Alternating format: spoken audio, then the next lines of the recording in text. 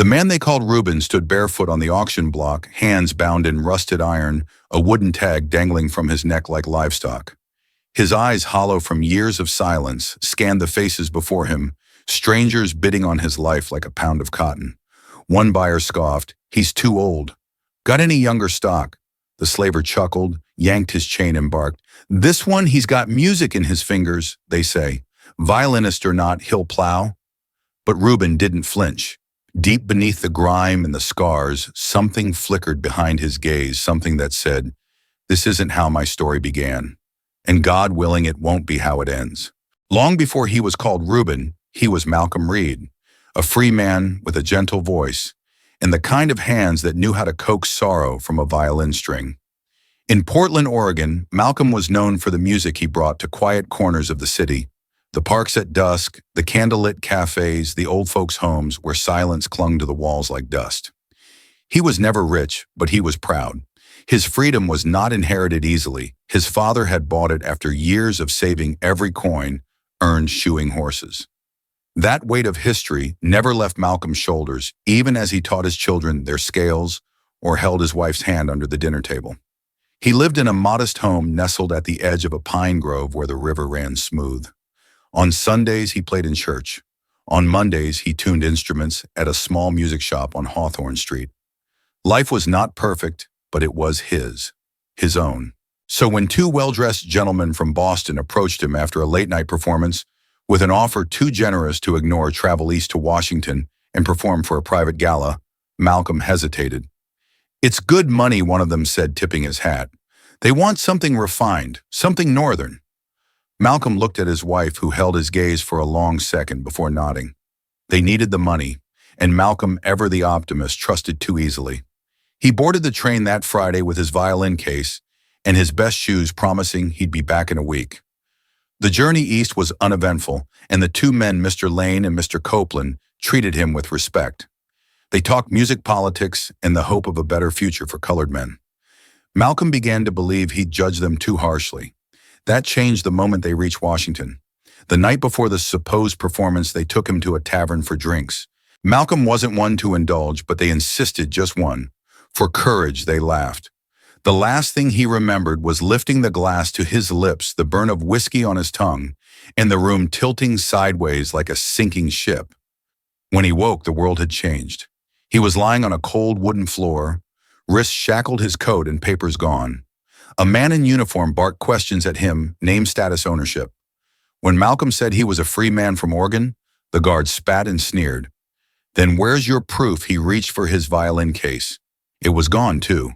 They didn't beat him, not right away, but they didn't believe him either. Within hours, a new name was forced on him. Reuben. He was processed like cargo and transferred south on a steamboat filled with other black men, many younger, some children. The chains didn't hurt as much as the disbelief he was nothing again. No identity, no voice.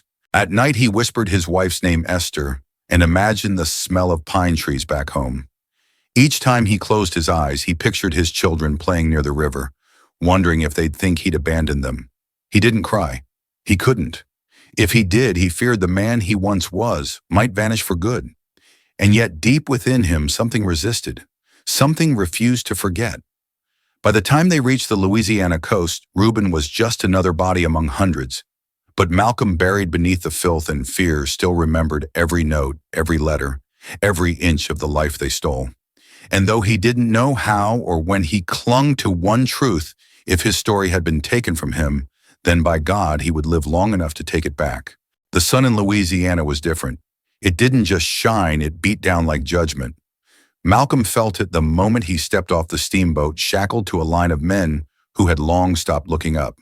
The air hung thick with the stench of sweat and soil, and the ground squelched beneath their bare feet as they were herded into pens like cattle.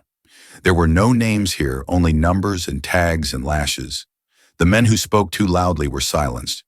The ones who limped too slowly were whipped, and the ones who dared to ask questions disappeared. Malcolm said nothing. He learned quickly. The first plantation they sent him to was run by a man named Darius Wells, a quiet sort, eyes cold as stone, hands always gloved. He wasn't the worst, they said. He didn't scream, didn't rape the women, didn't carry a whip. But kindness on a plantation had limits, and Wells knew exactly where his boundaries lay. Malcolm was assigned to the cotton fields dawn to dusk. The first day, the overseer, a hunched man with missing teeth, shoved a heavy canvas sack into his chest and said, "Fill it or feel it." He gestured to a leather strap hanging by his side. Malcolm nodded, gripping the burlap like it might save him. The work was agony. The heat boiled his skin. The cotton plants tore at his arms like tiny claws, and the bag seemed to grow heavier with every hour. But what exhausted him most wasn't the labor. It was the silence. No music, no laughter. Just the dull rhythm of human suffering. 100 souls moving in sync, too tired to speak, too scared to stop. At night they were kept in wooden shacks barely large enough to sit upright. 10 men to a room, no beds, just straw and sweat and the occasional rat. Malcolm lay awake listening to the moans of aching backs and the quiet weeping of men who once had dreams. He didn't weep, not because he didn't want to, but because if he let himself, he was afraid he'd never stop. One evening as the moon hung low, he found a small stick behind the shed and began drawing lines in the dirt. Music notation, half notes, eighths, measures. He hummed softly to himself, barely audible, just enough to remind himself that rhythm still lived in his bones. A boy no older than 12 watched from the shadows, eyes wide. "What are you doing?" he whispered. Malcolm paused, wiped the dirt with his foot, and said, "Remembering." Over time, he noticed things. The way the guards rotated shifts, the weak points in the fence near the livestock, who limped, who plotted, who prayed. But he never spoke of escape. Not yet. He'd seen what happened to those who tried. Their bodies were left hanging from the trees as a warning. Hope is a disease, and the cure is death. Still, life had a way of nudging. One morning he caught sight of Mara, a young woman, barely 20, skin, like polished cedar, eyes that darted like birds. She never spoke, not even when the overseer barked orders, not even when Wells summoned her to the house late at night. She moved like smoke here and gone, but Malcolm saw her scars, the ones on her back, the ones in her silence. One day she stumbled while carrying a water pail. The overseer raised his stick, but Malcolm stepped forward, steadied her, took the blow in her place. It cracked across his shoulder like lightning, but he didn't make a sound. Mara looked at him just once, her eyes softening for the briefest second. That night she left a piece of cornbread near his cot. Nothing was said, but something had shifted. There were no grand moments here, no declarations, just quiet acts of defiance, helping someone to their feet, humming a song under your breath, carving notes into dirt. It was in these moments that Malcolm began to understand survival was not just about breath. It was about memory, about refusing to let the world erase you. And though Wells was the quiet kind of master, even he knew when silence became dangerous. After a year, Malcolm was sold again, this time to a man named Benedict Rourke, whose reputation arrived before he did. They said he broke men for sport, that his cane wasn't just for walking, that once you stepped foot on his land, you either bent or bled. Malcolm didn't flinch. He gathered his things, what little he had, and whispered to himself the same vow he'd made that first night in chains. "I will not forget who I am." Then he walked into the fire. They told him Benedict Rourke was a man who didn't need to raise his voice to crush a spirit. The mere sound of his boots across the porch sent shivers through the spines of men who no longer knew fear by name. His plantation was different, not just because it was larger or wealthier, but because it demanded more than obedience. It demanded erasure. On Rourke's land, Malcolm quickly learned you didn't just lose your name. You lost the right to remember it. The first time he saw the man, Rourke was seated beneath a sycamore tree, sipping from a silver flask, while a boy barely 16 scrubbed blood off the porch steps. Malcolm stood still, shoulders squared, eyes low, refusing to tremble. Rourke glanced up, one brow arched, and said, "So this is the violinist." He didn't wait for a reply. "We'll see if those fingers still work after a month in my fields." Malcolm didn't respond. He'd learned by now that silence wasn't weakness, it was armor. But Rourke had a way of peeling back layers, no matter how tightly they clung to your bones. Within days, Malcolm was thrust into a new rhythm of punishment, disguised as routine. He was made to chop sugar cane for hours without rest, the blades dull and heavy, the work cruelly designed to exhaust not just the body, but the will. The overseers under Rourke didn't just hit, they humiliated. They forced men to sing while they bled women to smile through bruises. Every act of resistance, no matter how quiet, was met with spectacle. That's where he saw Mara again. She moved like a ghost across the grounds, her eyes always lowered, her footsteps measured. No one spoke to her, not because they didn't want to, but because they feared what Rourke would do if they did. She was his favorite, or perhaps just his possession, most often taken off the shelf. Her silence was deeper now, darker, carved out of years of submission. And yet, even in that silence, Malcolm sensed something that hadn't died. She still watched. She still noticed. That was more than most. It was a late October evening when everything shifted. The sky had turned a deep rust, the fields humming with insects, as the last light slipped behind the trees. Mara was carrying a basket of laundry when she tripped over a root and fell hard linens scattering across the muddy path. One of the guards sneered, lifted his whip, and prepared to strike. Malcolm didn't think his body moved before reason could catch up. He stepped between them, caught the blow across his back with a grunt that cut through the air like a bell. For a moment, no one moved. Then the guard, startled, raised his hand again. But another overseer called out, "Enough! Rourke wants him breathing." That night, as Malcolm lay curled in the corner of the shack, ribs throbbing, breath shallow, he felt something press lightly against his palm. He looked up. Mara had slipped him a piece of stale cornbread wrapped in a bit of cloth. She didn't say a word. She didn't have to. Over the following days, something unspoken began to grow between them. She would leave him water when she could, and he in turn began to hum soft notes while they worked, the kind only those truly listening could hear. One night, when the guards had grown drunk and the fields were asleep, she whispered, "Why did you do it?" Malcolm didn't answer right away. He thought of his daughter of the night Esther kissed him goodbye at the train station, of all the men he'd seen, broken not by whips, but by being unseen. Finally, he said, "Because you looked like you'd forgotten you mattered, and I wanted you to remember." She stared at him a long time. Then she whispered, "I haven't heard my real name in 7 years. Tell me," he said, voice low. "I'll remember it for you." And so she did. It was a tiny act, barely louder than the wind. But it lit something in both of them, a fragile thread of hope stretched across the gaping chasm of despair. And in the weeks that followed, Malcolm began to count again. The shifts, the guards, the comings and goings.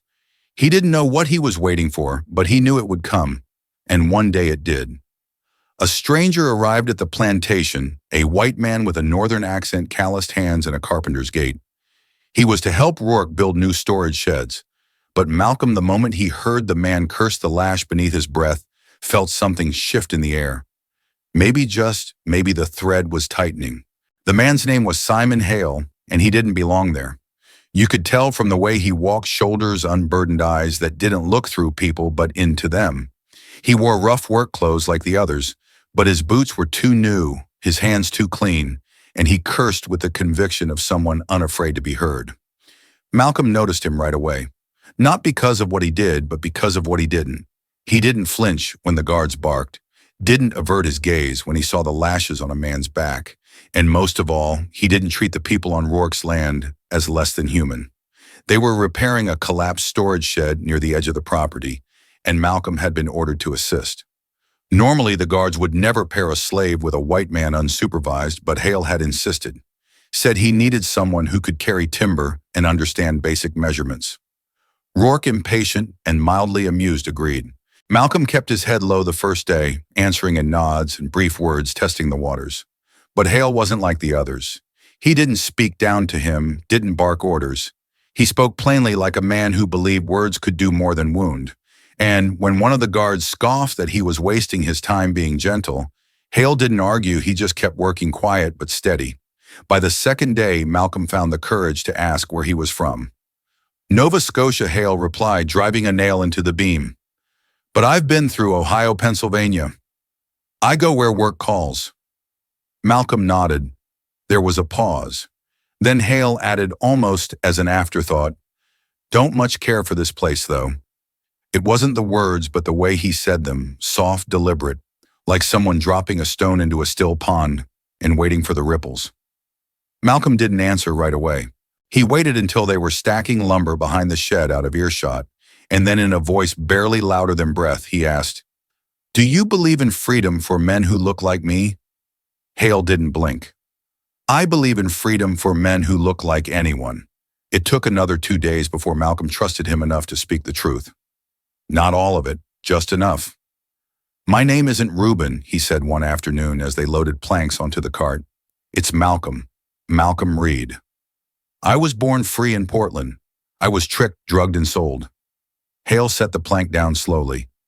You sure? Malcolm met his eyes. 12 years sure. The silence between them stretched long and taut. Hale looked over his shoulder, then back at him. You have proof, no, Malcolm whispered. Only memory. Hale didn't speak for the rest of the afternoon, but the next morning he brought with him a folded scrap of paper and a small nub of pencil. Write down everything you remember. Names, streets, family, anything that can be checked. They worked in silence, but when no one was watching, Malcolm scribbled furiously behind the stacked lumber. Esther's full name, his children's birthdays, the name of the shop where he'd tuned violins, the church he'd played in, the friend Harold Green who once offered him legal advice. He tucked the paper deep into Hale's tool satchel like a confession. Even if I get this to the right hands, Hale said that evening, they may not believe it, or they might not care. Malcolm didn't hesitate. Try anyway. The next few days passed like walking a tightrope blindfolded. Malcolm worked as usual, spoke as usual, endured as usual, but his blood ran colder with each passing hour. Any moment Hale might be discovered. Any moment Rourke might decide he was expendable. And yet, for the first time in over a decade, something stirred beneath the numbness, anticipation. One night Mara found him alone tracing a song's rhythm into the dirt with his finger. She knelt beside him quietly. Something's changed, she said, not as a question. He nodded. I gave a piece of myself away. She looked at him, eyes full of something between fear and faith. And what if it cost you the rest? Malcolm looked to the stars, distant, unbothered, eternal. Then maybe it's worth it if someone remembers I was here. She reached for his hand gently this time and pressed a smooth river stone into his palm. My name, she whispered, is Adeline. That night, Malcolm didn't sleep. He just sat with the stone in his hand and the memory of his name on her lips. And somewhere far beyond the fields and the fences, a letter began its journey north. It took 3 weeks before anything changed. 3 weeks of silence, of pretending nothing had happened, of watching the horizon each morning like it might split open and deliver salvation. Malcolm had grown used to waiting. A man in chains must learn patience, not the kind taught in books or pulpits, but the kind carved into bone, the kind that sits beside hunger and speaks of endurance. But this waiting felt different. It had a pulse. Then one fog-drenched morning, the usual rhythm of the day was broken. A rider approached the plantation, not at the usual gallop of Rourke's men, but at a steady measured pace, dust curling behind him like smoke. He wore a gray coat and carried a leather satchel under one arm. From the porch, Rourke narrowed his eyes and rose without a word. Something in his posture stiffened. The air, already heavy with summer moisture, thickened further with suspicion. Malcolm saw the man from a distance, heart thudding in his chest like a warning drum. He was younger than expected, clean-shaven, and walked with the kind of certainty no slave could afford. But what truly struck Malcolm was not the man's appearance. It was the expression in his eyes. Not pity, not disdain, recognition. Like he'd been searching for something, and now at last he'd found it. They brought Malcolm to the house under armed escort. He was ordered to wash, change into a cleaner shirt borrowed from another man, and to wait in the parlor with his wrists still bound. Rourke sat across from him like a king on trial. The visitor seated to his right, a thick envelope between them. My name is Harold Green, the man said calmly. I'm an attorney sent by court order from the state of Oregon. Rourke scoffed. Oregon's got no say here. Green didn't flinch. Under federal jurisdiction, it does. Mr. Malcolm Reed was kidnapped from Portland 12 years ago. I have sworn affidavits, signed witness statements, and municipal records confirming his free status at the time of his disappearance. He laid each document out on the table one by one with the precision of a surgeon exposing wounds. Rourke watched in silence, a muscle ticking in his jaw. Malcolm said nothing. He didn't dare believe, not yet. The room was too quiet, the moment too sharp. Finally, Rourke leaned back, steepled his fingers, and said, You expect me to just hand him over? I expect you, Green replied, voice tightening to obey the law. There was a pause and then Rourke stood. I'll need to verify these documents. Until then, the boy stays here. He's not a boy, Green said flatly. He's a citizen.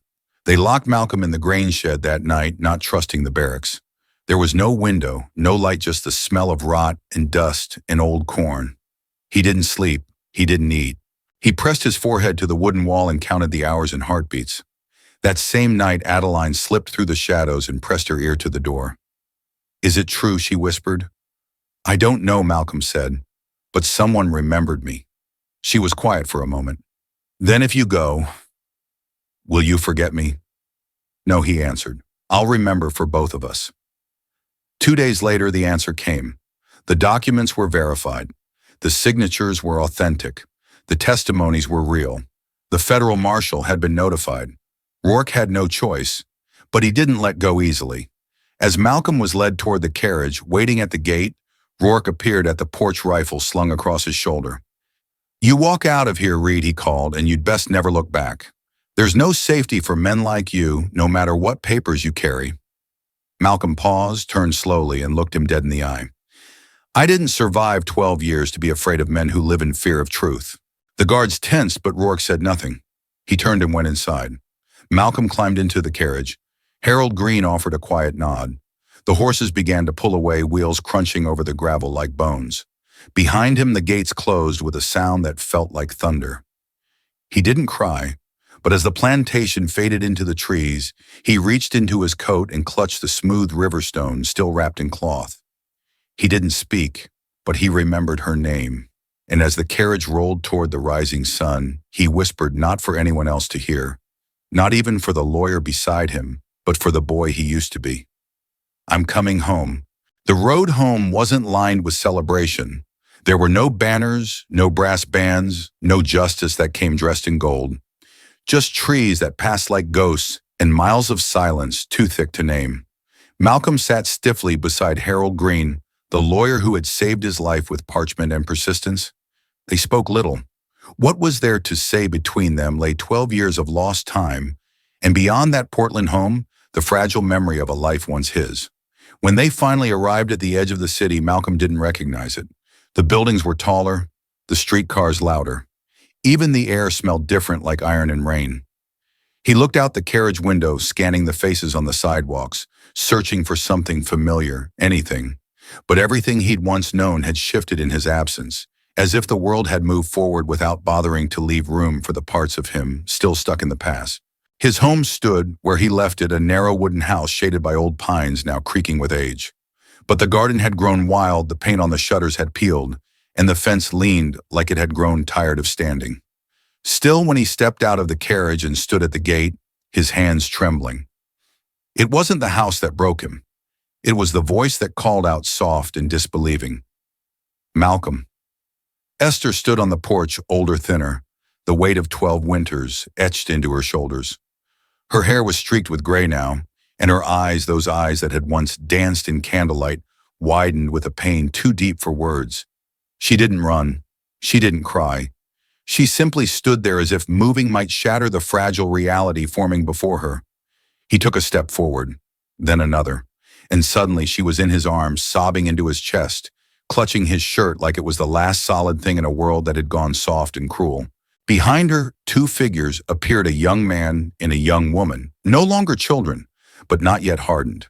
Their faces were cautious, uncertain, but their eyes told him everything. He had been missed. In the days that followed, Malcolm tried to settle back into a life he no longer fit. The city saw him as a curiosity then, as a symbol then, as a man with a story worth telling. Newspapers printed his face beside headlines like "Former Slave Reclaims," "Freedom," or "12 Years Stolen One Man's Voice Returns." He gave interviews, told his story, but behind closed doors the nights were not quiet. He could still hear the whips, still smell the cotton fields, still feel the weight of chains in his sleep. Esther would find him sitting upright at dawn, sweat clinging to his skin, eyes distant. "You're safe now," she'd whisper, brushing his forehead like she did when he was fevered in youth. But safety, he learned, was not just a matter of place. It was a matter of time. And sometimes time refused to follow you home. So Malcolm did the only thing he knew how. He wrote. At first it was just notes in a journal, dates, Names, places, fragments of memory that leaked from his bones when he was too tired to hold them in. But soon the words grew. He began drafting chapters, piecing together the story of a man stolen by silence and returned by truth. It wasn't about revenge, it wasn't about anger, it was about testimony proof that he had lived, endured, and remembered. Esther encouraged him.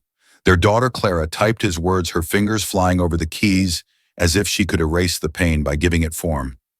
Their son Isaiah stood beside him during public readings, a silent presence, tall and unwavering. Together they rebuilt a version of what was lost. Not whole, never whole, but enough. Then one day a letter arrived. It was from a man who had escaped Rourke's plantation just months after Malcolm left. Inside was a name written in a trembling hand. Adeline. She's gone, the letter said. Beaten to death for singing? Malcolm folded the page, slowly pressed it to his chest, and wept for the first time in years, not just for her, but for all those who would never see home, whose stories would vanish into soil no one would bless. That night at a reading in a crowded church hall, Malcolm did something different. Before he spoke, he placed a small, smooth stone on the pulpit. No one understood, but he did. It was Adeline's name.